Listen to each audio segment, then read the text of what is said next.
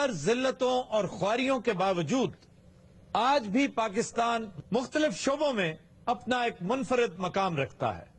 مگر افسوس کی بات یہ ہے کہ ہمارے اپنے ہم وطن یہ ماننے سے کتراتے ہیں کہ پاکستان آج بھی کسی نہ کسی حوالے سے ٹاپ 10 میں شامل ہے. اس بے یقینی کی بنیادی وجہ وہ قیامتیں ہیں جو اس قوم پر آئے دن ٹوٹتی رہی ہیں. کبھی جہالت، کبھی کرپشن، کبھی انتہا پسندی اور کبھی دہشت گردی کی صورت میں. یعنی وہ بتوں نے ڈالے ہیں وسوسے کہ دلوں سے خوف خدا گیا. وہ پڑی ہیں روز قیامتیں کہ خیال روز جزا گیا. آج 23 مارچ کے حوالے سے دیکھتے ہیں صبح روشن میں ہمارے لیے کیا ہے. جی جناب. سر، آج سے 73 سال پہلے آج کے روز ہمارے آباء و اجداد نے جو ایک قرارداد پاکستان منٹو پارک کے اندر منظور کی تھی، اس کے بعد ہم نے کیا پایا؟ بہت ساری دنیا کی ایسی فیلڈز ہیں جن کے اندر پاکستان گزشتہ اپنی 65 سالہ زندگی کے اندر ٹاپ 10 کنٹریز کی فہرست میں آ گیا. اگر ہم سب سے پہلے منرلز کی بات کرتے ہیں تو آپ کے پاس دنیا کے چوتھے بڑے ذخائر کوئلے کے اندر دریافت ہو چکے ہیں، اور یہ پروون ریزروز ہیں جن کی مالیت تقریباً 25 کھرب ڈالر ہے.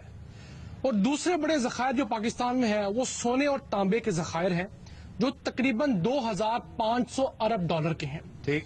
اس کے بعد اگر ہم آتے ہیں کہ ایکسپورٹس، پاکستان ایکسپورٹس میں دنیا میں کہاں کھڑا ہے، تو ایکسپورٹس کی یہ ہمارا ایک سافٹ امیج جو ہم دنیا کو نہیں بتا پاتے وہ یہ ہے کہ پاکستان فٹ بال ایکسپورٹ کرنے والا دنیا کا دوسرا بڑا ملک ہے، جو آج سے 6-7 سال قبل تک دنیا کا سب سے بڑا ملک تھا جو فٹ بال ایکسپورٹ کیا کرتا تھا، جب تک ہم ٹینگو ایکسپورٹ کرتے. بالکل.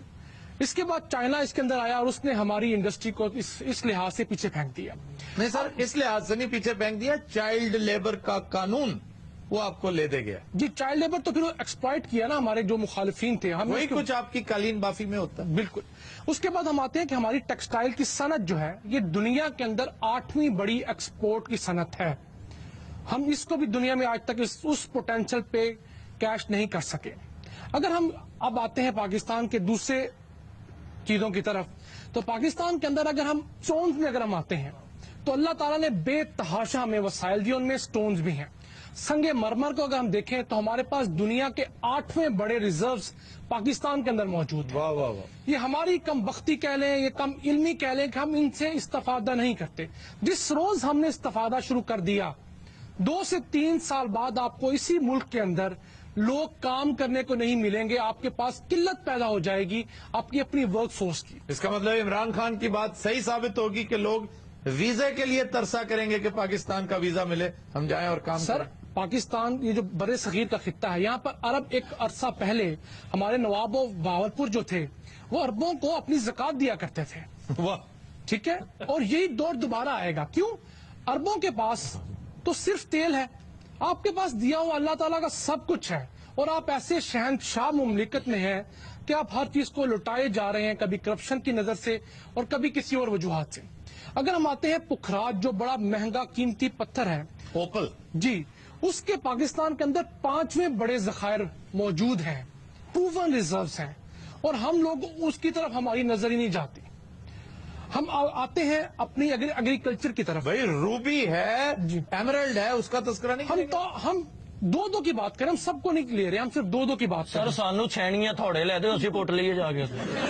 سر، ایگریکلچر جو ہم کہتے ہیں ہماری بیک بون ہے، تو پاکستان کا جو نہری نظام ہے یہ دنیا کا سب سے بڑا اور بہترین نہری نظام ہے. پاکستان کپاس پیدا کرنے والا دنیا کا 4تھا بڑا ملک ہے ہماری تمام نااہلیوں کے باوجود.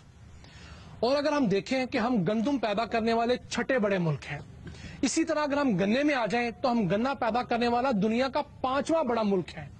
یہ کوئی ایسی بات نہیں کہ جو ہم آپ کہیں بھی اس کو سرچ آؤٹ اچھا، کریں. لوگ عبد الرحمان صاحب یقین کیوں نہیں کرتے؟ وہ اس قدر بددل ہو چکے ہیں ہم سے کہ ہم انہیں بتاتے ہیں، صبح روشن کی دلیل دینے کی کوشش کرتے ہیں، لیکن وہ کہتے ہیں نہیں یار ہمارا اعتبار نہیں. سر، وہ نا امید ہو گئے اور خود کچھ نہیں کرنا چاہتے.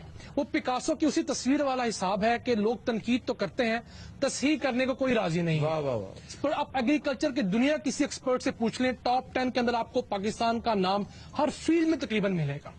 ہم آتے ہیں فصلات کے بعد فروٹس کی طرف. फ्रूट्स के अंदर किन्नो पाकिस्तान दुनिया का सबसे बड़ा किन्नो का प्रोड्यूसर मुल्क है। ठीक। खजूर के अंदर पाकिस्तान दुनिया का चौथा बड़ा मुल्क है। और आपको मैं बताता चलूं कि सऊदीया के अंदर और यूएई के अंदर जो ज्यादातर खजूर की प्लांटेशन हुई है ये पाकिस्तान के मरहून मिन्नत है। यहां से बीज नहीं, पूरा खजूर का दरख्त उनके बादशाहों ने उखड़वाया है और अपने मुल्क में वो दरख्त लगाए हैं पूरे के पूरे।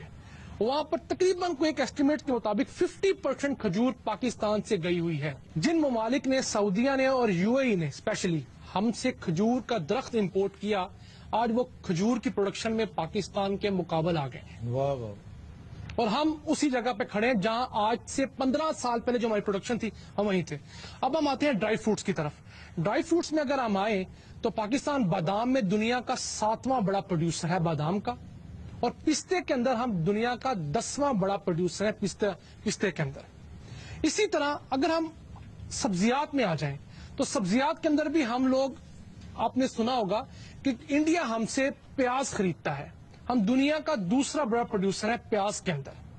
ये हम वो फैक्ट्स हैं जो पूरी दुनिया हमारी लेकिन मानती है। इंडिया तो टिश्यू कल्चर के बाद हमसे कहीं ज्यादा आगे चला गया और हमारी मार्केटों में इंडिया का प्याज, इंडिया का आलू बिक रहा है। सर नहीं, बाकी फ्रूट, बाकी सब्जियात हैं, लेकिन प्याज में अभी भी हम लोग, इंडिया हमसे प्याज इंपोर्ट करता है।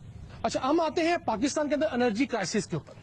हमारे यहाँ बिजली नहीं है, हम हर जगह जानते हैं, लेकिन ये दुनिया का वो मुल्क है जिसके अंदर आप 20 लाख मेगावाट सिर्फ सोलर एनर्जी से, शमसी तवानाई से हासिल कर सकते हैं। और ये प्रूवन आप 20 लाख मेगावाट, वाओ। जबकि आपकी जरूरत सिर्फ 20,000 मेगावाट की है। ਤੇ ਬਾਕੀ ਹਕੀਮ ਨੂੰ ਲਾ ਦਈਏ ਬਿਜਲੀ।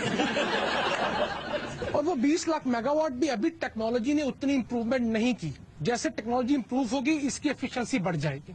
अगर हम आते हैं हवा की तरफ, तो पाकिस्तान का जो मेट्रोलॉजिकल डिपार्टमेंट ऑफ पाकिस्तान है उसने एक स्टडी करवाई, और उस स्टडी की बुनियाद पे पाकिस्तान 3.5 लाख मेगावाट सिर्फ अपनी हवा से पैदा कर सकता है। विंड मिल्स के जी साथ। बिल विंड मिल के मैक्रान कोस्ट खास तौर पे सारी आपका पूरा बलूचिस्तान। और हम आते हैं अब सबसे सस्ता जरिया जो दुनिया भर में कंसीडर होता है, हाइडल एनर्जी। तो पाकिस्तान हाइडल एनर्जी से 1,20,000 मेगावाट बिजली पैदा कर सकता है, जो सिर्फ 50 से 60 पैसे फी यूनिट आपको मुहैया हो सकती है। क्यों नहीं रहा? चोर ने सारे। अब आते हैं हम बेईमानी की तरफ।